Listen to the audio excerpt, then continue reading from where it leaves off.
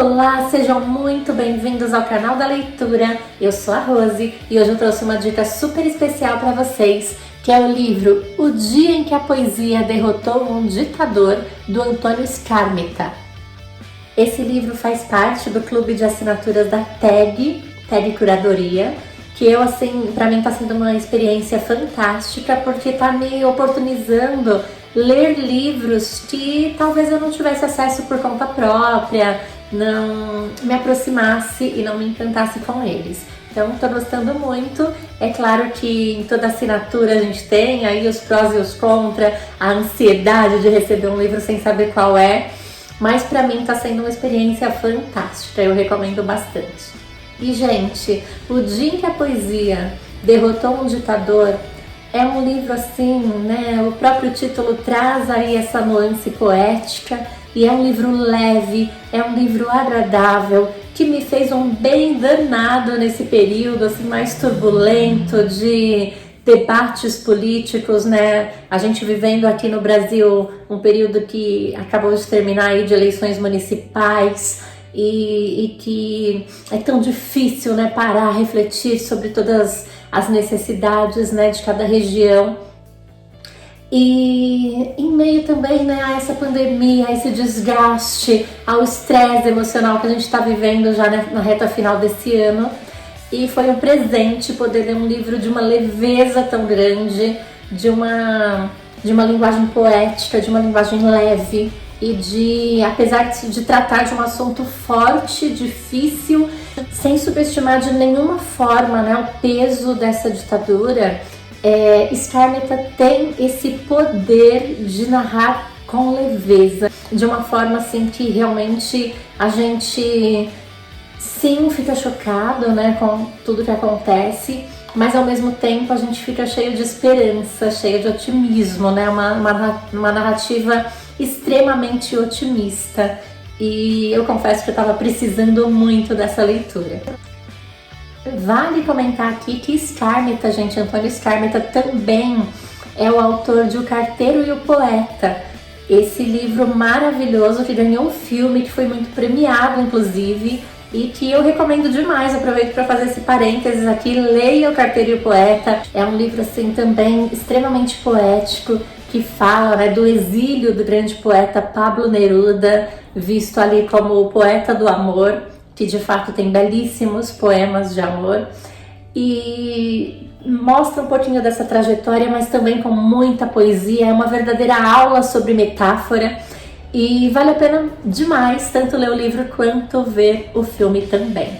Mas voltando aqui para O Dia em que a Poesia Derrotou um Ditador, o livro relata algumas questões do Chile em 1988, em plena ditadura de Pinochet.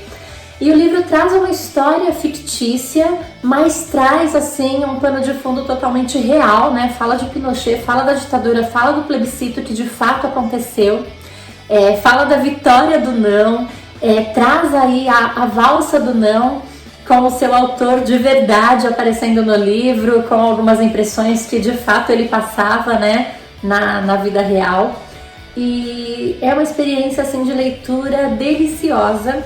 Nos faz lembrar também a importância, né, da democracia, o quão dura foi a ditadura, mas uma discussão assim muito linda da campanha do não é justamente que foco usar na campanha, né? E aí a gente tem a narrativa de Bettini, um grande publicitário que foi torturado pela ditadura, pelas suas convicções políticas, e Bettini é convidado para fazer a campanha do sim por Pinochet, e oferecem a ele muito dinheiro para fazer a campanha e ele diz não. E ele é convidado também para fazer a campanha do não, sem ganhar absolutamente nada. E ele também não queria aceitar, mas muito motivado pela esposa, ele resolve fazer a campanha do não. E aí a discussão é o que mostrar nessa campanha do não, que vai ter um espaço na TV, pela primeira vez em meio a toda aquela ditadura que mata, que prende, que sequestra. E ele vai ter esse espaço para falar. E aí muitas pessoas falam, olha, a gente tem que mostrar todas as mazelas dessa ditadura, tudo de ruim, que Pinochet faz pelo povo do Chile, pelo povo aqui de Santiago, para a gente poder conquistar votos para o não a Pinochet. Mas, ao mesmo tempo, e ganha essa sutileza, que é um argumento de não falar disso, né? Não negar isso, mas trazer uma campanha mais otimista, mostrando o que o país pode ganhar com o não, né? Ganhar as cores do arco-íris, que vai ser o símbolo da campanha, ganhar a festa, ganhar a amizade, ganhar o amor sendo evidenciado.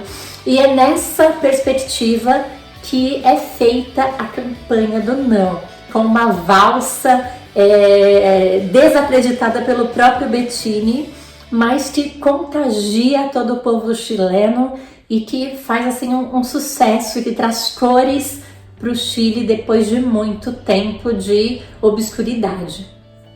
E em meio a toda essa narrativa aí de Bettini, desse publicitário da campanha do não, dessa questão política aí do plebiscito de Pinochet, desse publicitário inteligentíssimo que foi torturado pela ditadura e que agora está tendo a chance de derrotá-la. Ele que é desempregado desde quando começou a ditadura, porque ninguém pode dar emprego, né, a uma pessoa com posicionamento político diferente daquele do ditador que está no poder. E então assim vai mostrando, né, essa vida, essa família. E ao mesmo tempo a gente tem um outro eixo temático aí no livro, que é do Nico.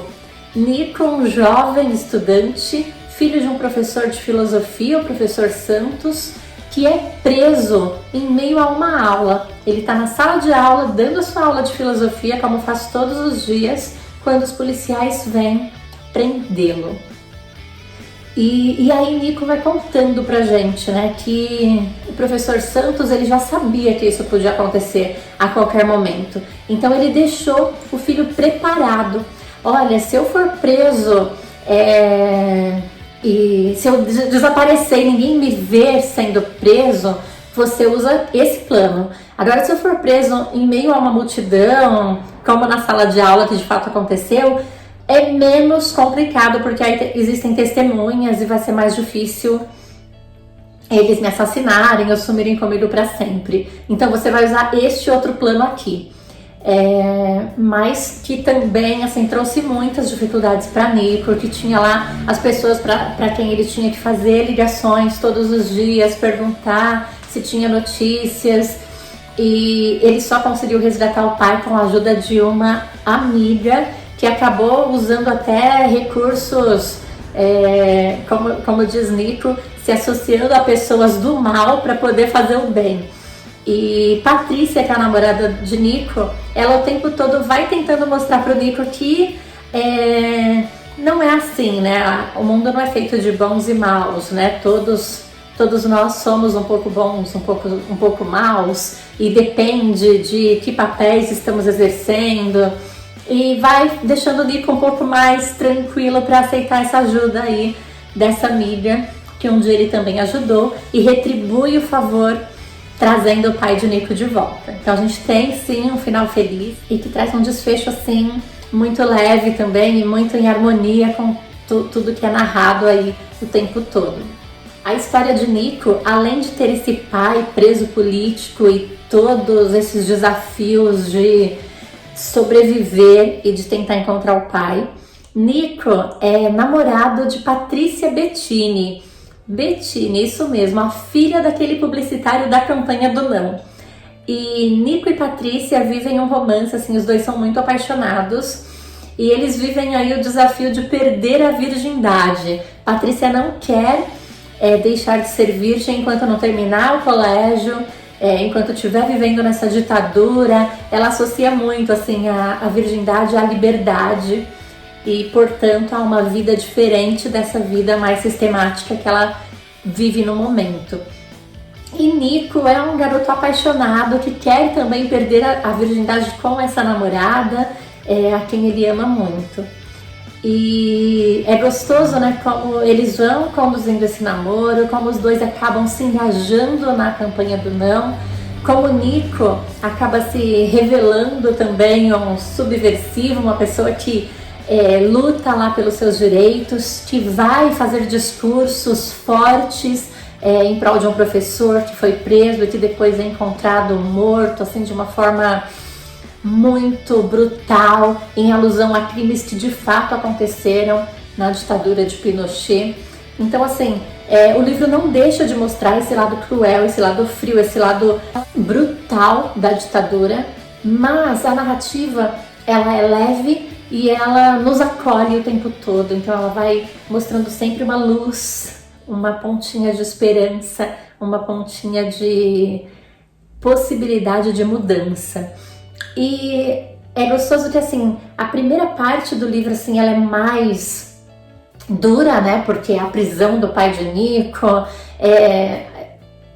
a narrativa de Bettine ali com essa dor, né? De ter sofrido na ditadura, de ter sido torturado, de ter visto seus amigos dispersarem, né? Porque ninguém tem coragem de conversar, de falar sobre aquilo que acreditam. E ao mesmo tempo, conforme o livro vai conduzindo, aí a história vai crescendo, né? A narrativa vai expandindo, a gente tem aí um final que caminha só com coisas boas, né? Desde que a campanha do não contagia as pessoas, que o não vence, dá até medo, a gente começa a ler essas coisas boas acontecendo e falar, ai meu Deus, o que vem de ruim por aí agora.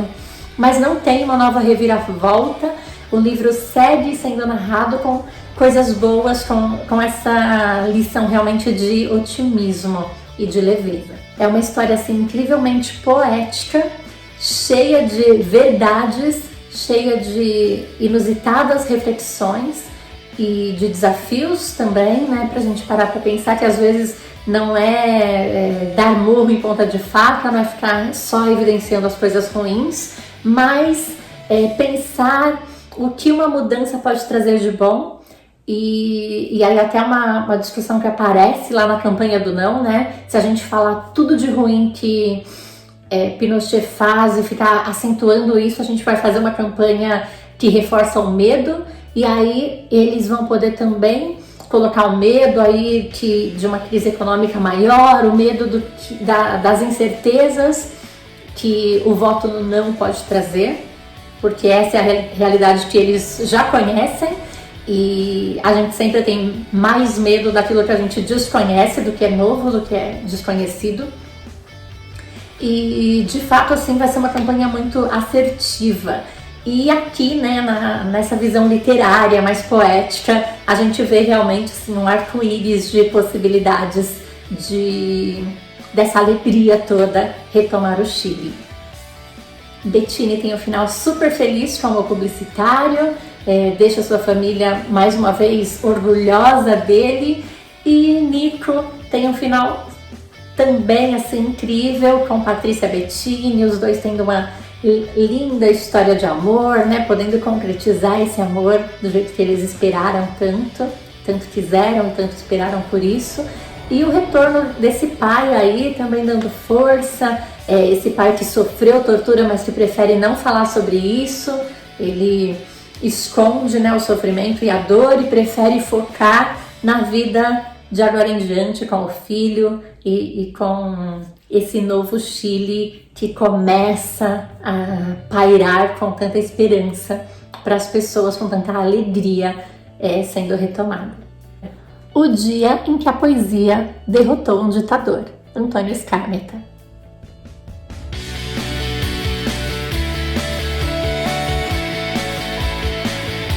Esse livro inspirou o filme A Teoria de Tudo, um filme que ganhou um Oscar em 2014. Essa é uma edição de 2014, já com o cartaz do filme como capa. Então, um livro assim que vendeu demais mesmo e que vale muito a pena tanto ler o livro quanto assistir ao filme. Logo aqui na capa nós temos, interessantíssimo, a mente dele mudou o nosso mundo. O amor dela mudou o mundo dele. Nós temos aqui um romance biográfico, Jane contando, né, a história dela com o Stephen Hawking, esse grande cientista, né, que deixou um legado maravilhoso. Quando o livro foi escrito, ele estava vivo ainda. Os dois viveram uma história de amor de 30 anos, com muitos acontecimentos.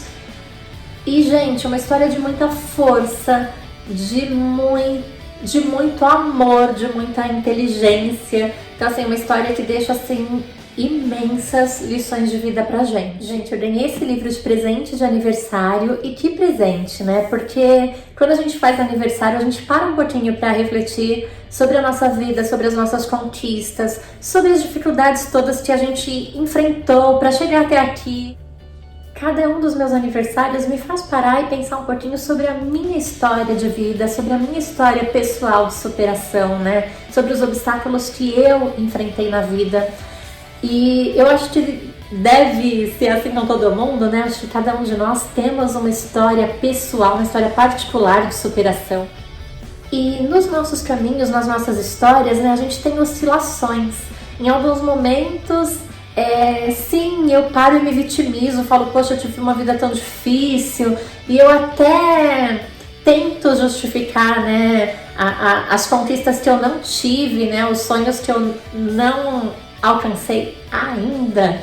Às vezes eu, sim, me pego tentando justificá-los pelas dificuldades que eu tive na infância, na adolescência, e faz parte, né, somos todos seres humanos, pessoas de carne e osso. Nós não somos fortes o tempo inteiro, mas também não somos tão frágeis assim como parecemos às vezes.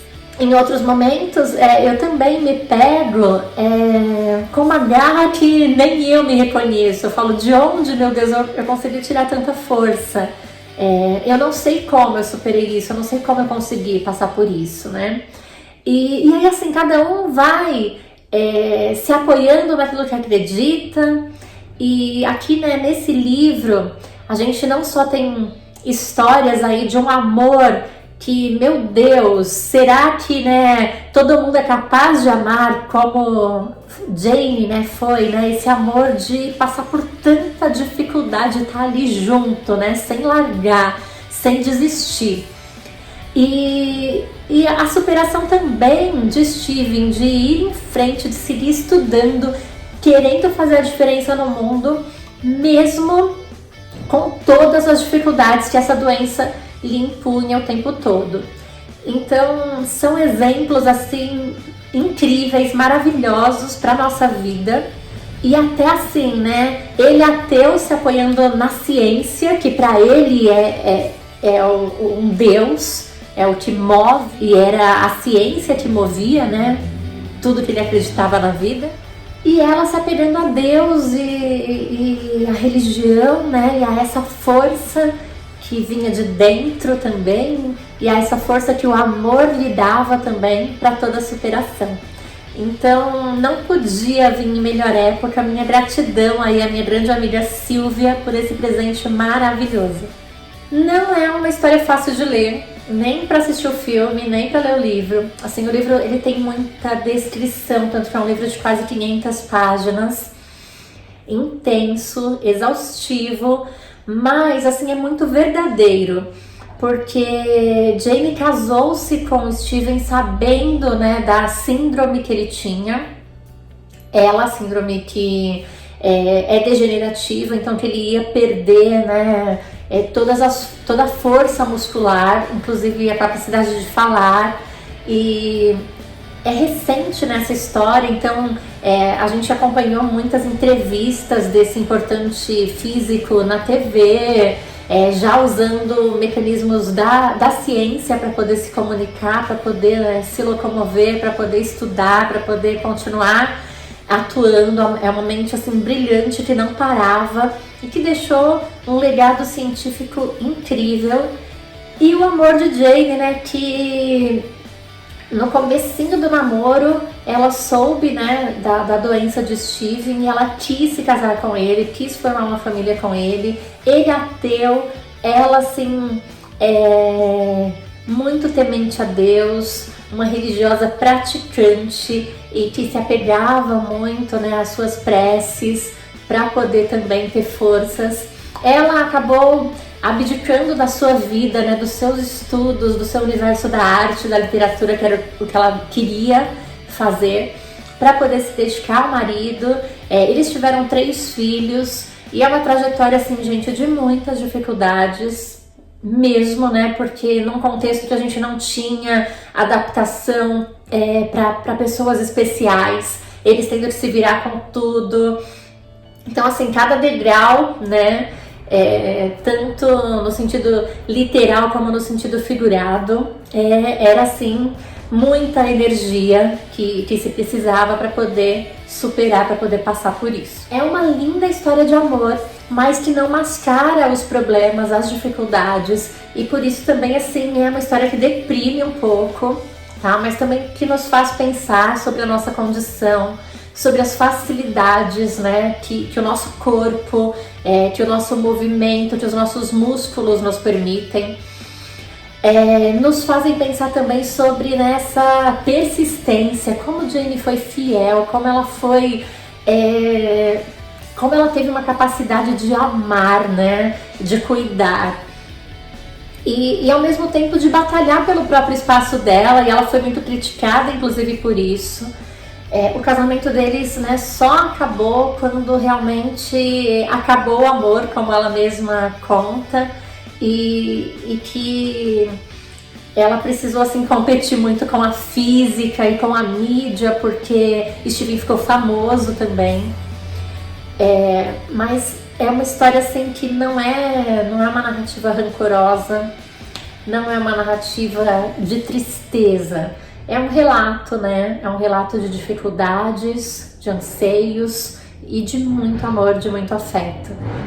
O filme é lindo também, muito bem feito, bem fiel ao livro, embora, assim, obviamente, ele é mais romantizado, então no livro você vê mais esse lado mais romântico e menos todas as dificuldades da Jane, né? E até coloca um pouco mais em foco aí o nosso astro aí da física. Mas, gente, eu recomendo demais. É uma história que deixa uma contribuição incrível para nossa vida, que nos faz refletir sobre como ainda hoje a gente precisa ter esse olhar diferenciado em relação à inclusão, em relação à mobilidade das pessoas com deficiência física, e em função, né, do quanto a gente não pode menosprezar as pessoas, porque uma pessoa que você olhar assim, você não dá nada, e que foi essa mente que revolucionou a física contemporânea. A teoria de tudo, gente. Vê o filme, leia o livro, vale a pena demais. Mais uma história incrível.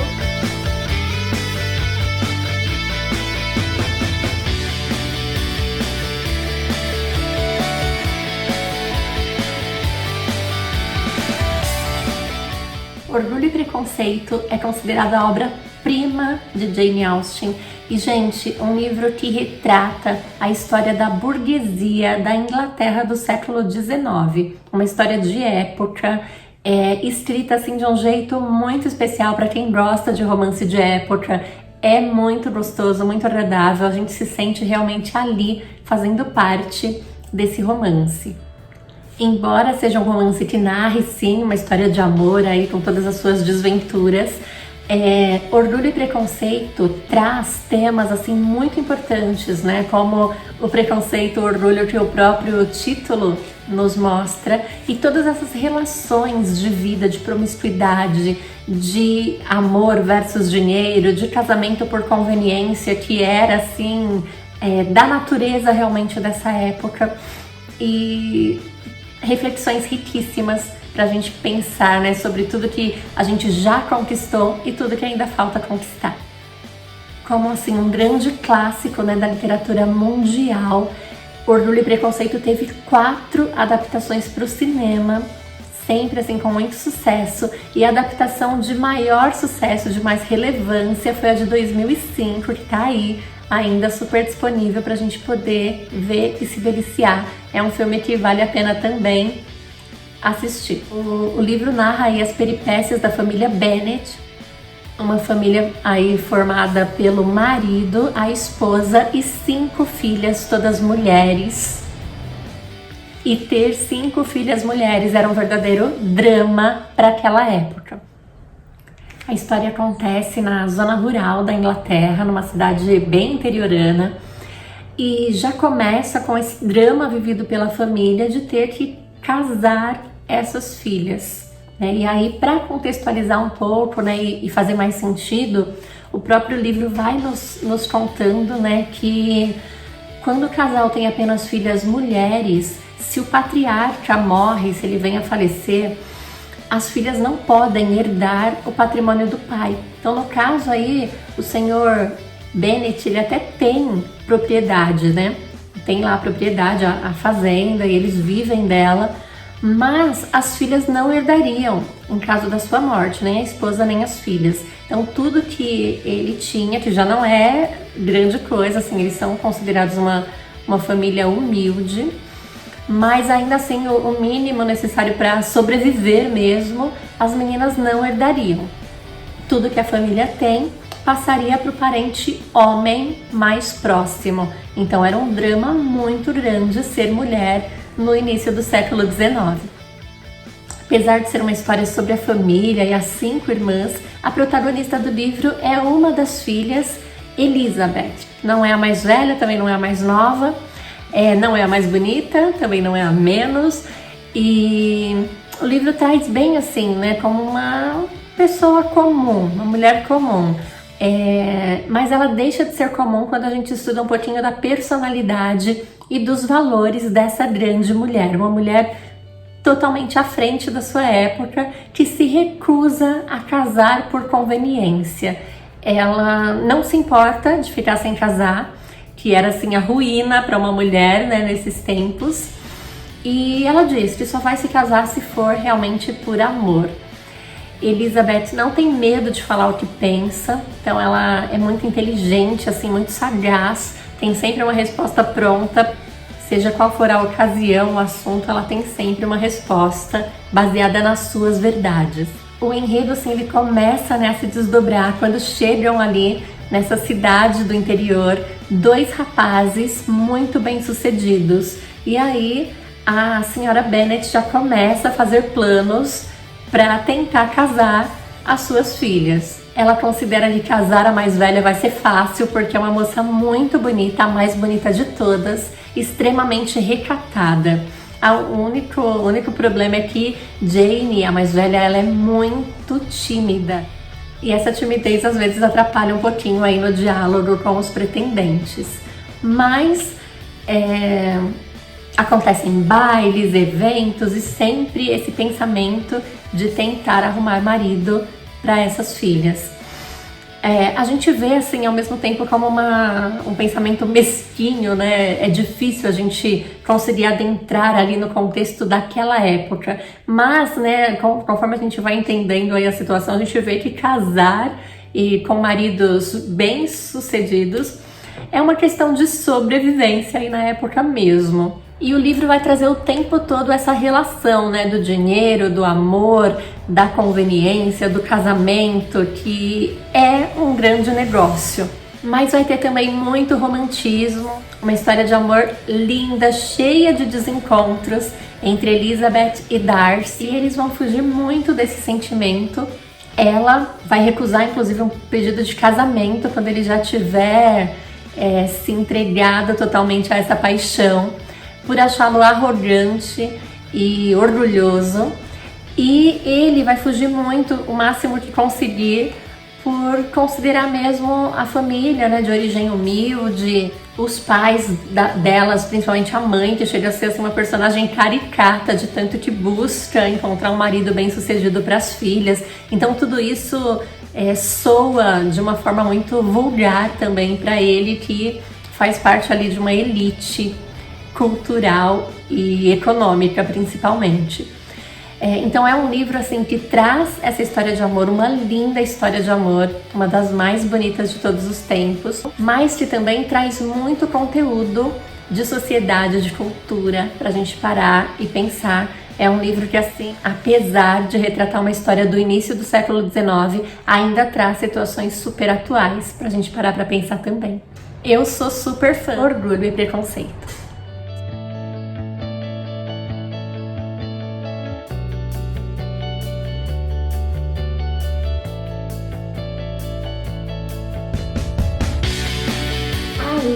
no País das Maravilhas. Essa edição aqui tá fresquinha, eu recebi esses dias, acabou de chegar. É uma edição que foi agora relançada em 2020. Alice, numa tradução de Ana Maria Machado, essa maravilhosa escritora brasileira, membro da Academia Brasileira de Letras, e que oportunizou pra gente nessa quarentena a possibilidade de assistir uma live com ela falando do livro. Então assim, foi um momento realmente fascinante, uma das coisas mais belas que eu tive a oportunidade de viver nesse período de distanciamento social. Alice no País das Maravilhas foi escrito por Lewis Carroll, que na verdade era o pseudônimo desse escritor tímido que não queria se revelar.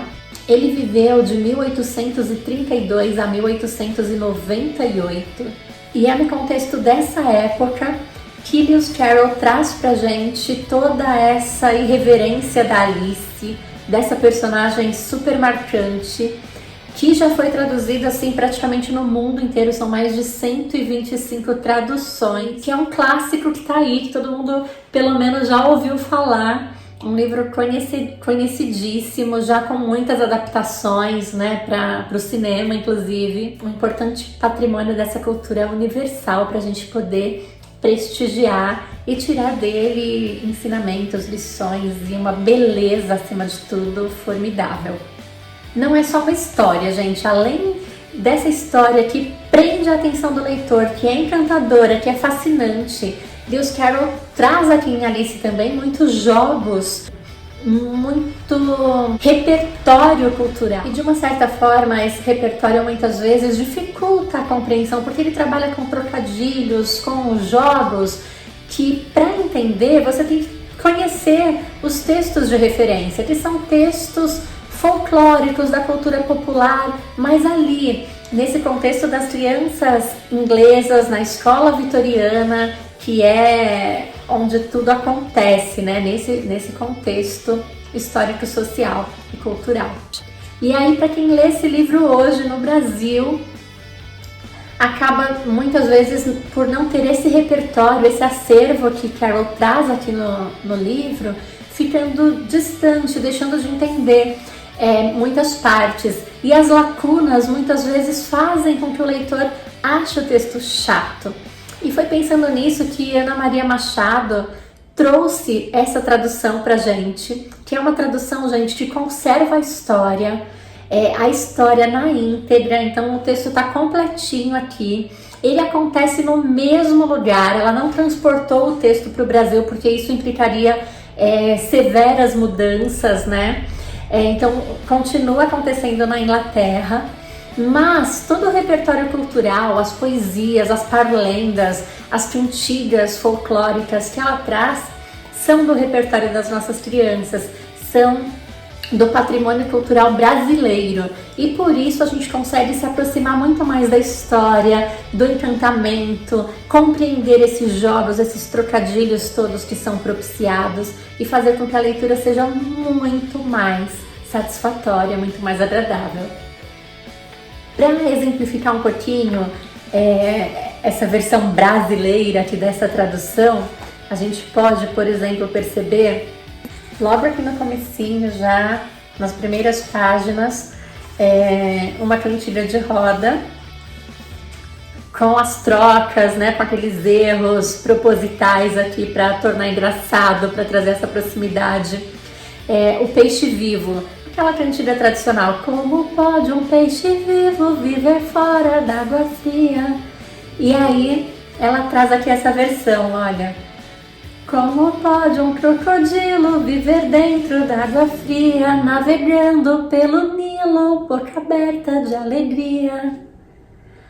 Como poderá viver, como poderá nadar, sem um peixe, sem um sapo, na bocarra mastigar? E aí ela traz, então, essa versão falando do crocodilo e nos deliciando. Então, quando a criança pequenininha que está cantando com a professora na escola, como pode um peixe vivo que está cantando com um amigo, que está fazendo brincadeiras de roda com essa cantiga, se depara aqui no texto, vai conseguir estabelecer relação, vai se divertir. Então isso torna realmente o livro também um pouquinho patrimônio nosso. É uma referência assim de muito encantamento. Uma outra parte que eu amo e eu amei assim nessa tradução, quando ela traz a casa de Vinícius de Moraes. Era uma casa muito engraçada, não tinha teto, não tinha nada. E aqui é numa parte da história que Alice conversa com a lagarta. E aí a lagarta ordena a Alice, recite a casa, que todo mundo sabe. E aí a Alice vai trazer a casa pra gente numa versão assim, super original. Vou mostrar pra vocês. Era uma escola muito engraçada, não tinha livro, não tinha nada, ninguém podia estudar lição, porque o lápis caía da mão. Ninguém podia aprender besteira, porque na sala não tinha carteira. Ninguém podia nem desenhar, porque papel não tinha lá. Ninguém podia fazer dever, porque a escola ia tremer. Ninguém podia escrever com giz, porque entrava pó no nariz. Mas era feita com bom capricho na Rua do Gato, país do bicho. E aí a lagarta fala, está tudo errado. E a Alice fala, não, talvez uma troquinha aqui, outra ali, mas tá certo. E, de novo, a gente consegue se divertir porque vem na nossa memória essa linda poesia de Vinícius de Moraes, musicada por Toquinho, né? Nessa parceria linda, brasileira, da nossa cultura, das nossas raízes. São pequenos detalhes, mas que nos aproxima demais da leitura e fica muito mais, fica uma leitura muito mais natural, muito mais prazerosa. E pensando nas nossas crianças, nos nossos adolescentes, vai encorajando, vai ajudando a entender. E como eu disse, né, um livro que qualquer criança é capaz de entender, de apreciar. E quanto mais repertório, mais referências você já tem de cultura, de acervo literário, de bagagem folclórica, mais você vai conseguir prestigiar esse texto. Ainda vai ter Nana Neném, Boi da Cara Preta e todos com trocadilhos, com novidades que vão envolver pra valer todos os leitores, com certeza. Assim como eu fiquei envolvida com esse texto do começo ao fim. Tem uma parte que eu adoro, que o chapeleiro canta pra Alice um trechinho de Meu Limão, Meu Limoeiro, mas olha só como ele canta. Meu limão, meu mamoeiro, meu chá de maracujá, uma vez chá do lelê, outra vez chá do lalá. E aí, gente, a Alice fala, eu já ouvi essa canção, alguma coisa parecida com isso, eu já ouvi por aí. E, de novo, um repertório muito brasileiro, muito da nossa raiz cultural. E com o uso do chapeleiro, né, que meu chá de maracujá, fazendo essa alusão também à hora do chá, que é uma das temáticas mais fantásticas de Alice no País das Maravilhas, com esse resgate aí da cultura, né, britânica, da hora do chá. Então a gente vai aí se deliciando, degustando todas essas possibilidades de cultura que o livro vai nos dando. Eu sou apaixonada por esse livro, acho que eu já falei isso aqui. A lagarta, gente, é uma lagarta filósofa, né? Que o tempo todo tá ali instigando a Alice a pensar, a se descobrir. E a gente percebe, né, essa lagarta toda filosófica logo no início do diálogo entre ela e a Alice. Quando ela pergunta a Alice, quem é você? Pergunta profunda, né, gente? E olha só como a Alice responde aqui na história. A senhora me desculpe, mas no momento eu não tenho muita certeza. Quer dizer, eu sei quem eu era quando acordei hoje de manhã, mas já mudei uma porção de vezes desde que isso aconteceu. Eu não sei porquê, mas eu me reconheço demais nessa resposta de Alice, né? E toda vez que eu me pergunto quem sou eu fico pensando quem sou eu hoje, né? Quem era eu ontem? quem fui eu na hora que eu acordei de manhã e quem sou eu agora. Porque é isso, nós somos seres em movimento, em constante mudança, em constante aprimoramento. E aí eu vou citar Guimarães Rosa, quando ele se referiu a essa beleza das pessoas e disse: o Senhor mire e veja, o mais importante e bonito é isso, que as pessoas não estão sempre iguais, ainda não foram terminadas, mas que elas vão sempre mudando. Uma frase assim de beleza ímpar, que é super conhecida, uma das mais belas frases aí de Guimarães, dentre tantas outras fascinantes da sua obra, e que tem tudo a ver com esse quem sou eu, essa pessoa que ainda não foi terminada, mas que está sempre mudando, assim como Alice. E eu acho que esse é o motivo, um dos motivos dessa minha identificação, além de ter sido uma leitura da minha infância. Falar de Alice é isso, gente, é falar da vida, é falar de leitura, é falar de cultura, é falar de repertório.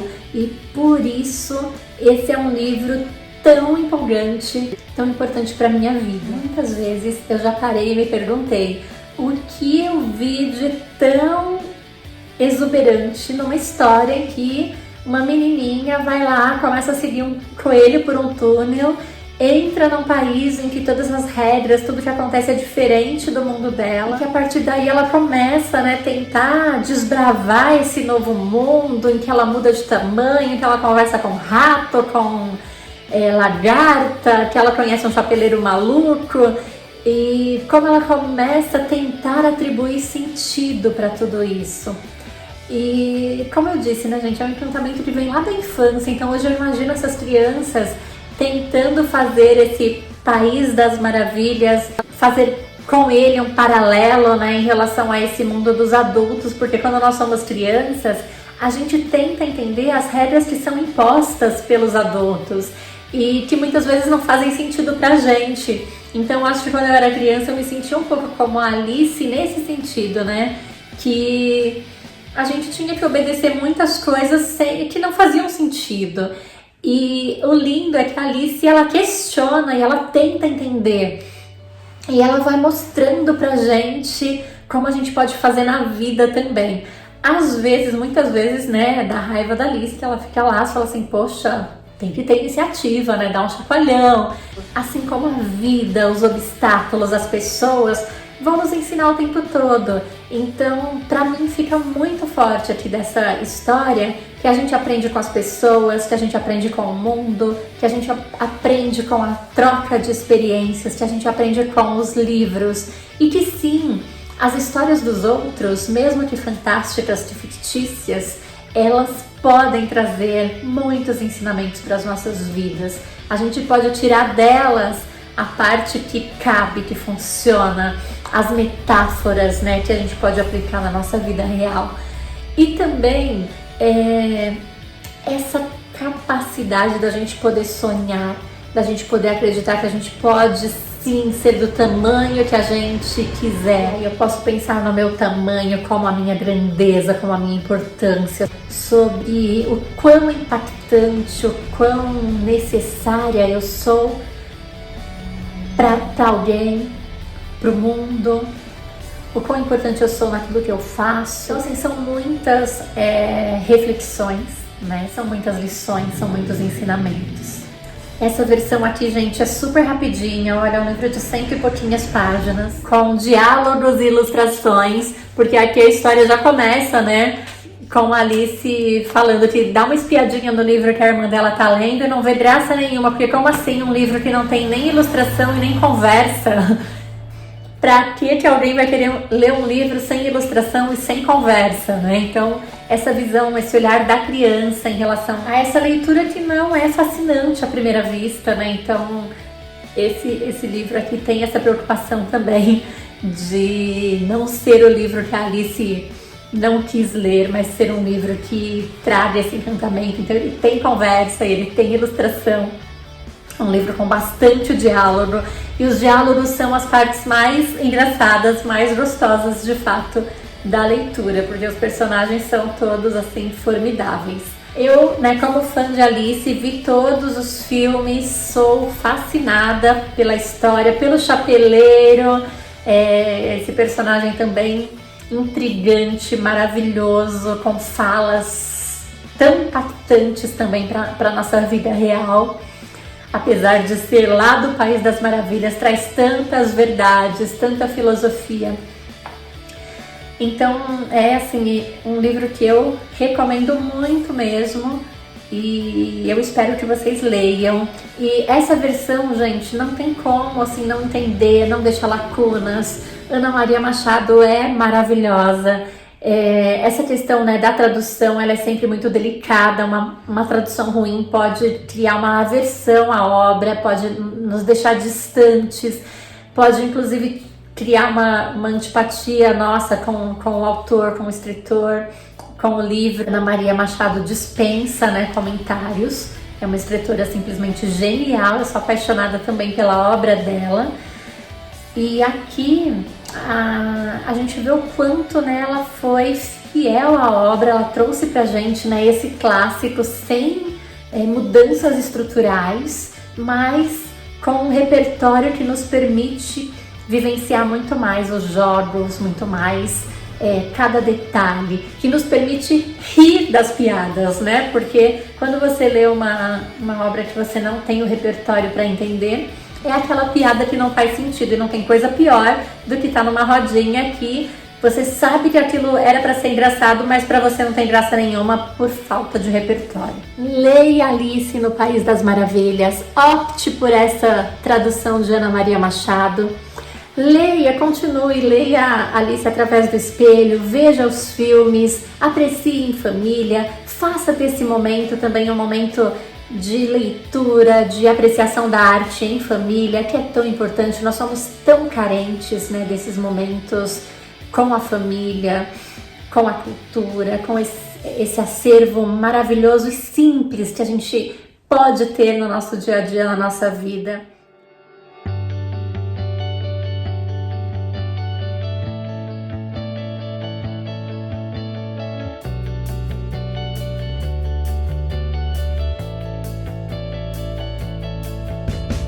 Árvore dos Desejos, da Katherine Applegate.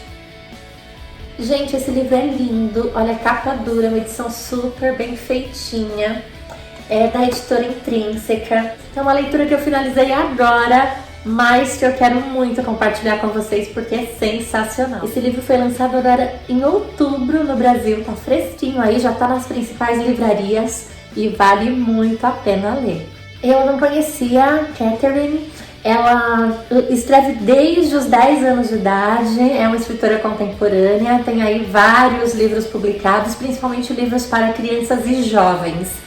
E a Árvore dos Desejos é um daqueles livros que eu posso dizer que é para todas as idades, sem exceção. Ele, assim, é um verdadeiro conto de fadas contemporâneo. Ele tem, né, essa essência de bichos e árvores falantes, e essa magia que não se faz com uma varinha mágica, assim, não passe de mágica, mas que tem toda uma essência aí de sonhos, de fantasias, do imaginário, misturado a uma problemática muito do dia a dia, muito dessa essência das relações humanas. Então é um livro, assim, sensacional. É incrível porque a história é narrada por uma árvore, um carvalho vermelho chamado Red. E Red começa contando pra gente sobre os nomes das árvores. E ela nos conta que geralmente a mesma espécie de árvore tem o mesmo nome, então todos os carvalhos vermelhos se chamam Red. Ela até brinca um pouco com a gente ao dizer que ainda bem que as árvores não vão pra escola, porque imagina só uma sala cheia de Marias e na hora da chamada, Maria, Maria, Maria, e assim seria com as árvores, já que todas têm esse mesmo nome. E piadinhas à parte, a própria apresentação do livro nos conta que árvores não sabem contar piada, mas que são ótimas contadoras de história. E é um pouco disso que a gente vai ver aqui no livro Árvore dos Desejos. Red é uma árvore centenária e ela tem muita história para contar.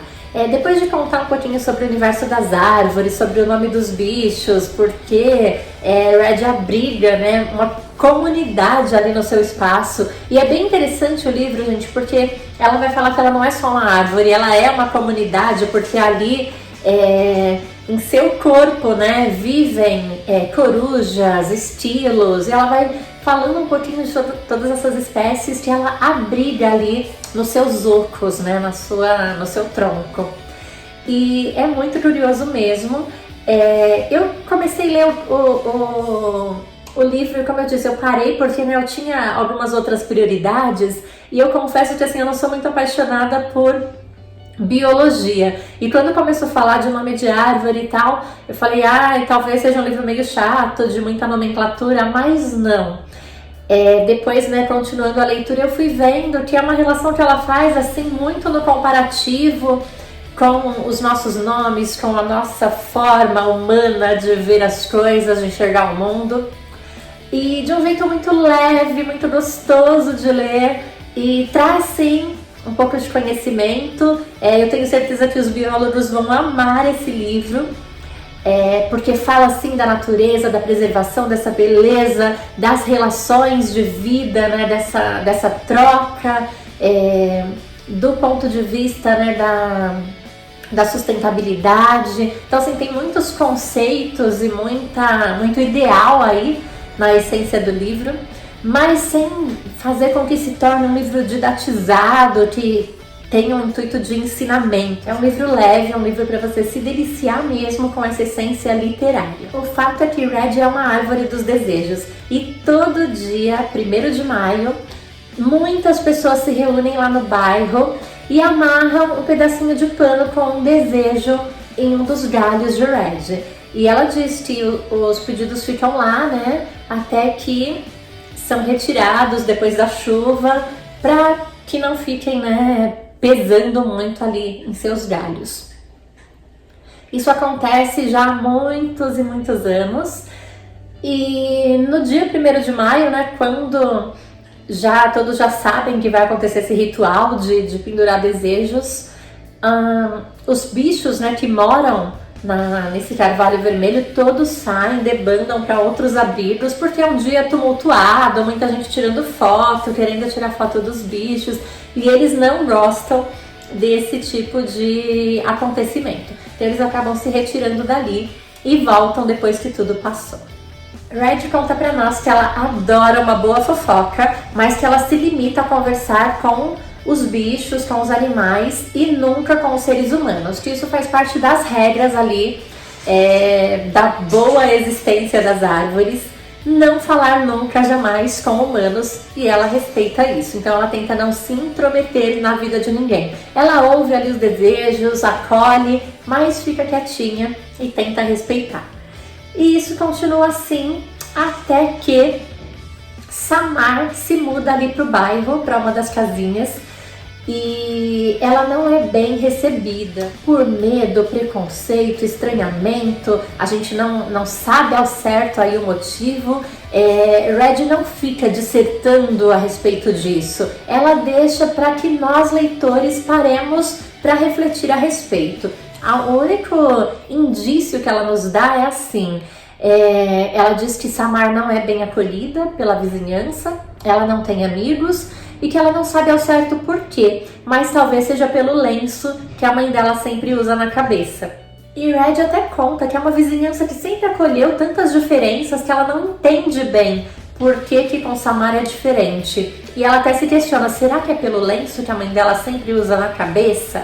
Então vai mostrando um pouquinho aí de indícios de uma outra cultura, de uma outra essência, talvez pouco conhecida e por isso pouco respeitada, pouco valorizada, por isso traz um impacto aí de medo, e ela joga aí essa questão pra gente parar e pensar a respeito. Quando todos estavam dormindo já à noite, Samar saía da sua casa, ia lá, ficava sentada perto da árvore por horas, pensando, às vezes chorando, e uma certa vez ela deixou o seu desejo amarradinho ali em um dos galhos com muita delicadeza, e era um desejo desejando ter um amigo.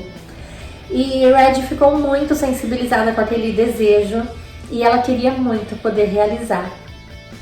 Os amigos de Red ali, os esquilos, já iam aconselhando, falando, você sabe que não é você que realiza. Eles só colocam isso aí porque eles precisam ter esperança, eles precisam acreditar. Então também, ao mesmo tempo, né, que a gente fala que é um conto de fada moderno, porque, né, tem árvores falantes, esquilos falantes, não tem essa coisa do passe de mágica, pelo contrário, né? Tem ali a árvore do desejo como um lugar em que as pessoas depositam os seus sonhos, apenas para concretizar que elas sonham com isso, que elas desejam isso, mas numa iniciativa mesmo de colocar para fora aí esse sentimento de acreditar que sim, pode ser diferente. Então é um livro também sobre esperança, com certeza. Red é uma árvore que tem uma melhor amiga, que é uma corva, Bongo. E ela convoca Bongo para ajudá-la a realizar o desejo de Samar. Bongo, claro que não concorda com isso, tenta convencer a amiga de que ela é uma velha árvore sábia que insiste em querer realizar desejos, mas que ela não pode fazer isso, que ela tem que se limitar ali no espaço dela, deixar as pessoas colocarem os desejos para ter esperança, mas não sair achando que pode realizá-los. Mas Bongo acaba cedendo e tentando ajudar Red aí no seu plano.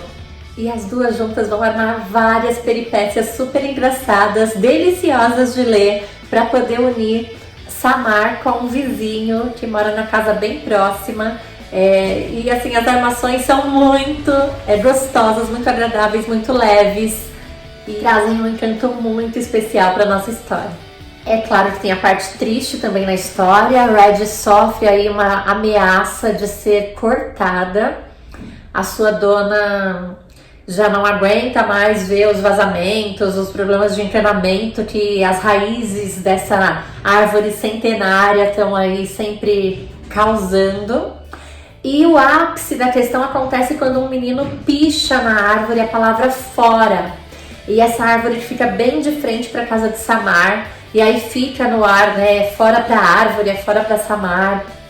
E aí a dona fala, eu preciso pôr um ponto final nessa história, aproveitar essa situação aqui que não tá boa e já me livrar dessa árvore, dos problemas que ela traz. E aí vem, né, a pessoa que ela chama para cuidar disso, ele fala, olha, mas aqui tem muitos animais que são abrigados e a gente não pode cortar a árvore com eles aí. E aí a Francesca, né, que é essa vizinha que é a dona ali das casas, inclusive da casa que Samar mora, a casa é alugada, e da árvore, ela diz que os animais saem no dia 1º de maio, que é o dia que as pessoas vêm depositar os desejos. Então ela espera aproveitar esse dia para cortar a árvore. E quando chega esse dia, gente, é uma cena linda, assim, que eu consigo imaginar isso acontecendo mesmo. Acontece um protesto organizado por esse amigo que está se descobrindo ainda amigo de Samar, mas graças ao plano de Red Bongo. E ele arquiteta um plano que ele consegue levar todos os estudantes, todos os alunos da escola lá para protestar em favor de Red, para que ela não seja cortada. Os próprios animais, as corujas, todos os estilos que tinham se abrigado em outras árvores, eles voltam ali e as pessoas presenciam aquela cena com todos os animais ao redor de Red. E é um momento também que no desfecho, né, vai ter todo um fato histórico aí, que Red vai quebrar o protocolo e ela vai falar com Samar nessa tentativa de arrumar esse amigo para ela. Ela vai falar com Samar e com seu novo amigo e vai contar a sua história. E ela vai falar, né, que ela sabe que ela não devia estar fazendo isso, mas ela vai desabafar e vai contar toda a história de quando tudo começou.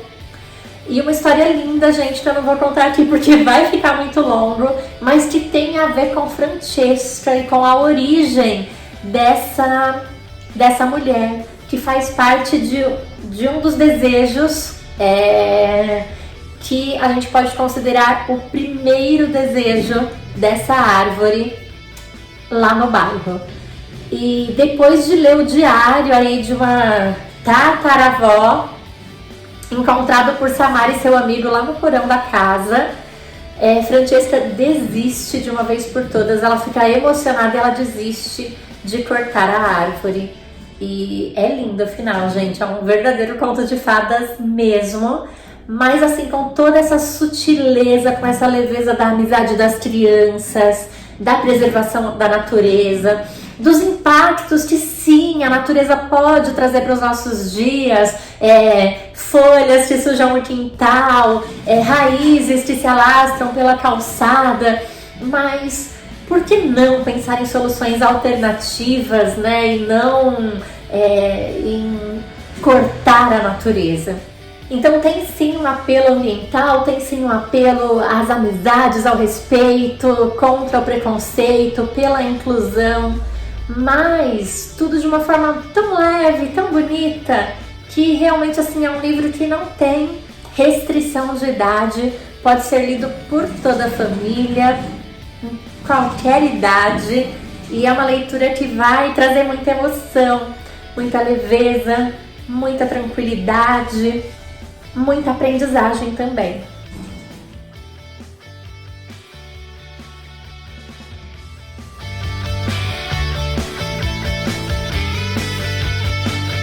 Ciranda de Pedra, da Lígia Fagundes Telles. Ciranda de Pedra foi publicado em 1954 e é considerado o primeiro romance de Lígia Fagundes Telles. Essa escritora que dispensa comentário, essa brasileira maravilhosa, famosíssima pelos seus contos brilhantes e que também se destacou muito na escrita dos romances. É um romance ousado que traz assim diversos assuntos bem assim difíceis de aparecer na literatura dessa época, né, dos anos 50. Fala já de homossexualidade, de impotência sexual, eutanásia, vem assim tudo assim de uma forma muito sutil, mas são temas importantes que já estão presentes nessa obra. Ciranda de Pedra é a história de Virgínia, narrada em terceira pessoa, mas totalmente do ponto de vista de Virgínia, essa personagem principal aí da nossa história, que começa ainda criança na narrativa e na segunda parte já vem como uma mulher feita mesmo para dar sequência à história. Nossa história começa com Virgínia vivendo já os conflitos aí da sua existência de menina que mora com a mãe e com o tio Daniel, esse homem com quem a mãe vive essa paixão que a fez abandonar o marido e o seu casamento.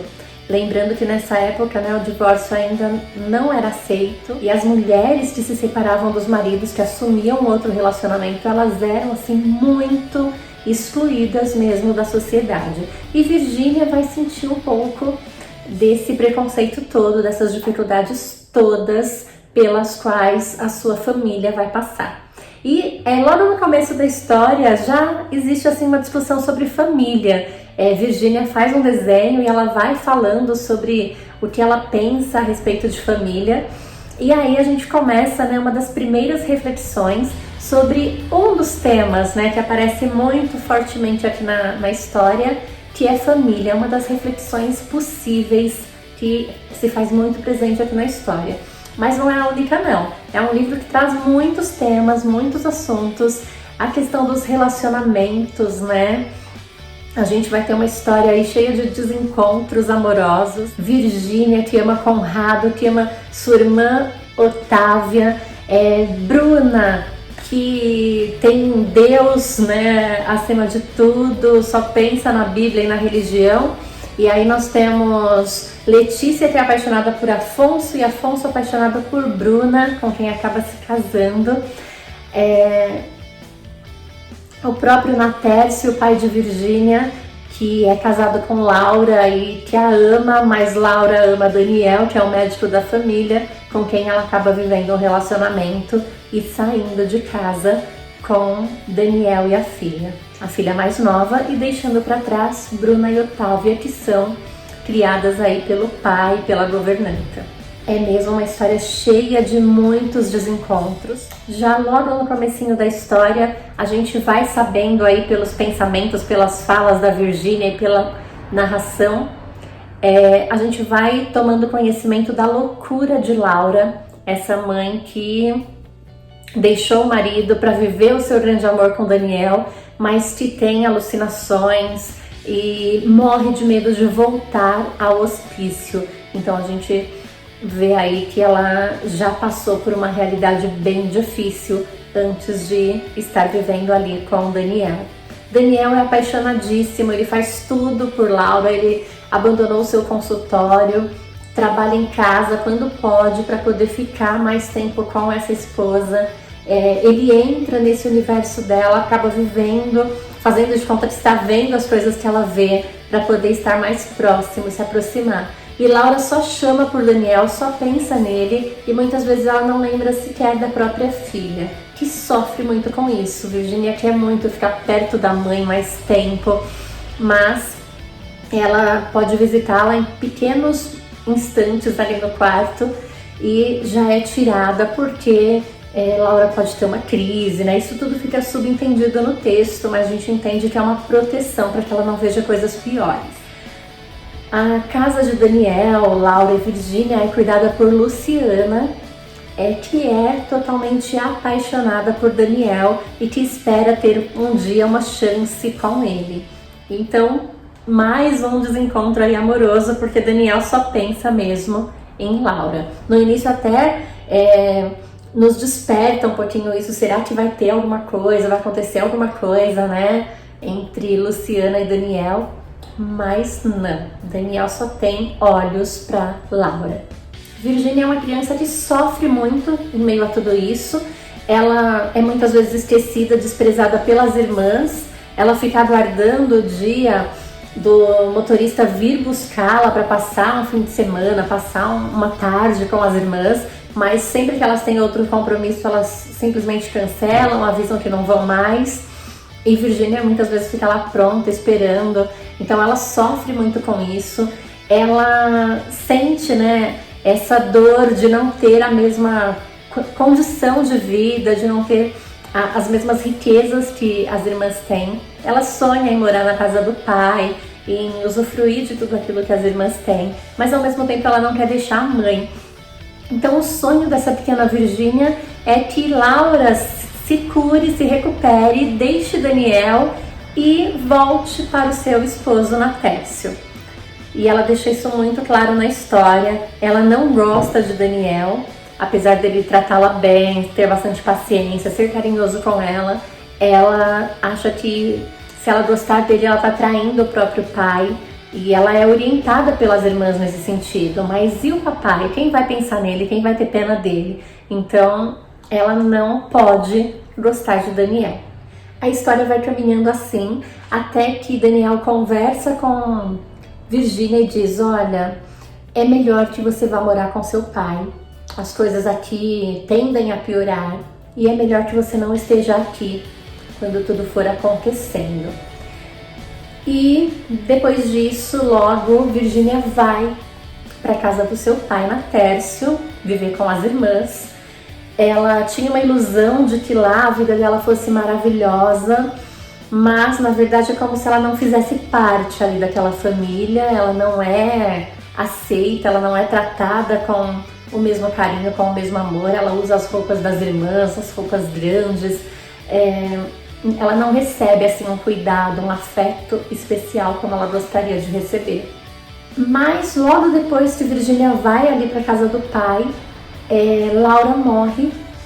Ela vai ainda ao enterro da mãe e pouco depois Daniel tira a própria vida, e é por Luciana que Virginia fica sabendo. Luciana então consegue a autorização do pai de Virginia e da governanta da casa para falar com Virginia apenas por alguns instantes, porque ela sabe que ela não é bem-vinda ali. O pai não quer saber de nada que venha de Daniel, nada que venha de Laura. Ele quer realmente romper esses vínculos.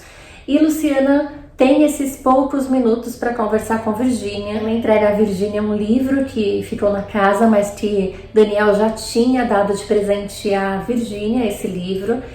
E diz, né, que Daniel se matou, deixou para ela os livros deixou uma carta para Natércio pedindo que cuidasse de Virgínia. E ele ainda cita na carta que pede isso como um cristão que acredita, né, nesses princípios cristãos. E ele pede que Natércio cuide de Virgínia como um bom cristão poderia fazê-lo. E aí Luciana revela a Virgínia que ela é filha de Daniel e não de Natércio. Virgínia tenta, né, negar, não aceitar essa situação, mas a verdade é que rapidamente ela consegue juntar todos os pontos e pela primeira vez eles fazem sentido na cabeça dela.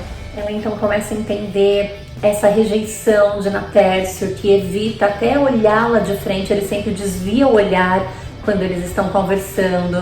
Ele pede que ela não vá ao escritório, ele realmente evita ao máximo estar próximo, ter esse contato mais direto com Virgínia. A relação com as irmãs, que nunca é igual, de Bruna com Otávia, que estão sempre juntas, que fazem tudo juntas e que sempre dão um jeitinho de excluir Virgínia, mesmo ela estando ali, morando junto, ela não pode fazer parte das brincadeiras, ela não é aceita da mesma forma. Então Virgínia vai entendendo e vai fazendo sentido todo aquele drama dela não se sentir parte ali daquela família, daquelas relações, dela não ter realmente esse pertencimento em relação a tudo que ela está vivendo ali com aquelas pessoas.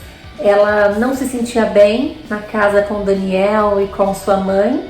Ela queria que a mãe voltasse para o pai e que eles pudessem ter uma família. E agora que ela está também com o pai e com as irmãs, ela não se sente bem ali, ela não se sente acolhida, ela não se sente amparada de novo pela família que ela tem nesse momento.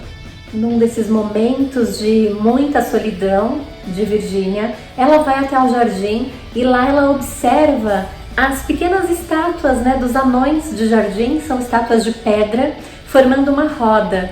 E ela ali toca essas estátuas e percebe o quanto elas são duras, rígidas, e o quanto é difícil fazer parte ali daquela roda que elas estão formando. E é essa, né, a grande metáfora com essas cirandas de pedra que dá o título ao livro, porque Virgínia se sente assim, sem conseguir fazer parte dessa ciranda, sem conseguir fazer parte, né, desse círculo de amizades que ela gostaria de fazer com as duas irmãs, Bruna e Otávia, Conrado, por quem ela é apaixonada, Letícia, irmã de Conrado, e Afonso também, um dos amigos deles. Virgínia sofre por ter perdido a mãe, o pai que ela acabou de descobrir que é seu verdadeiro pai, Daniel, e que também se matou, morreu de uma forma tão trágica. E ela sofre por não ter ali o afeto, a cumplicidade das irmãs, por não estar próxima dos amigos como as irmãs estão e ela gostaria de estar, por não ter o carinho desse pai que ela tem ali por perto, que é Natércio. Então Virgínia pede ao pai que a matricule na escola em regime de internato e não de semi-internato como as irmãs estudam. E ela diz que prefere assim, e o pai concorda, até de uma certa forma aliviado por não ter a presença de Virgínia ali todos os dias.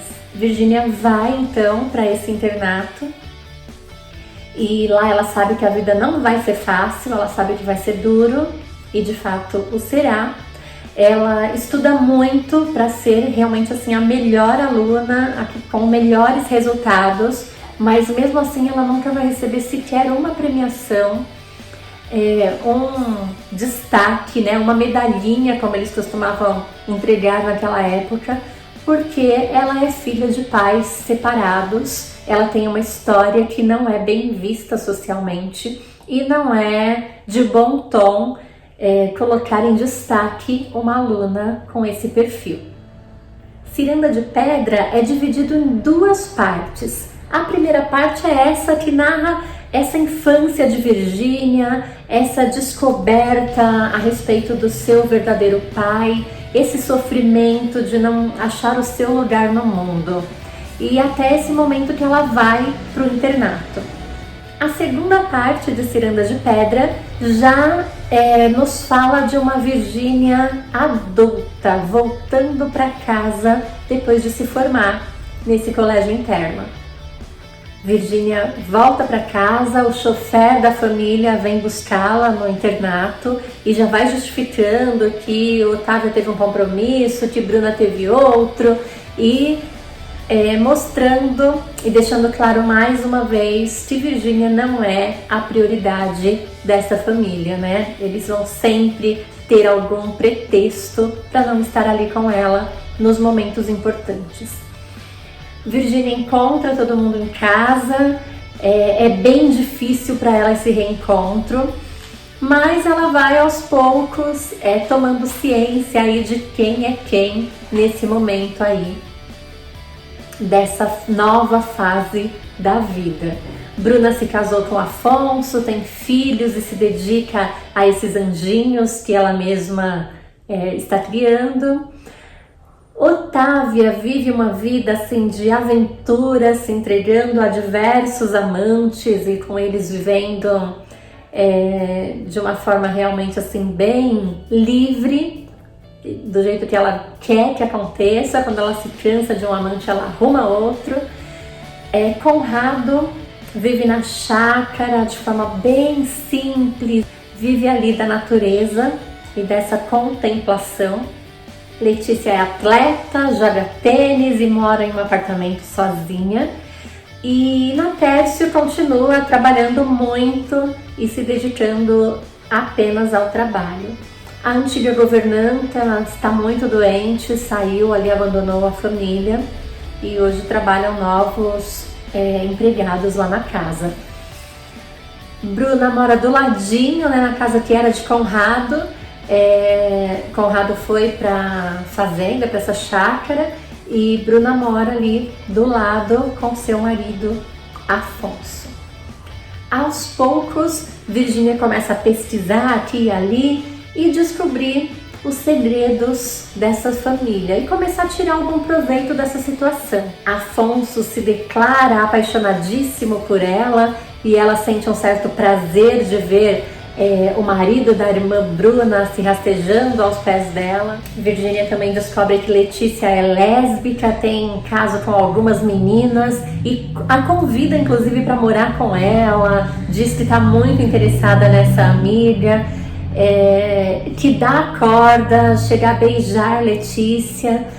Ela também é muito galanteada por Rogério, que depois ela vai descobrir que é amante de Bruna, e ela fica com ele só para despertar mesmo esse sentimento ruim na irmã, essa perda, né? Essa competição mesmo que elas sempre tiveram, e de deixar realmente a irmã chateada.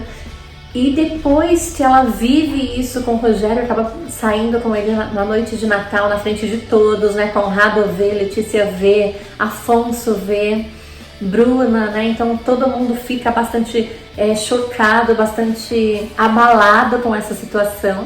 E Virgínia, que até então estava assim gostando, né, de tudo isso, porque pela primeira vez ela mesma, né, fala, né, numa das falas dela que ao passar de mão em mão, né, por Letícia, por Afonso, por Rogério, ela de uma certa forma ia se sentindo finalmente parte dessa ciranda. Ela se sentia pela primeira vez na roda, fazendo parte de tudo isso, mas finalmente, depois de passar a noite, né, a noite de Natal com o Rogério, e ao amanhecer se dá conta do que ela tá fazendo com a vida dela, né, de viver em função dessas pessoas.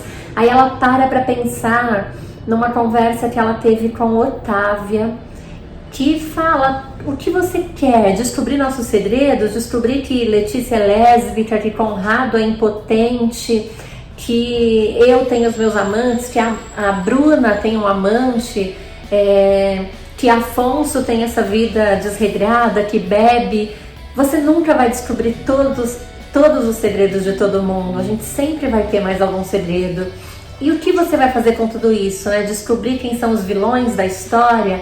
E aí Otávia fala pra Virgínia que a vida não é assim feita de vilões e mocinhos, que todos nós temos o bem e o mal dentro de nós e que ora somos bons, ora temos também atitudes ruins.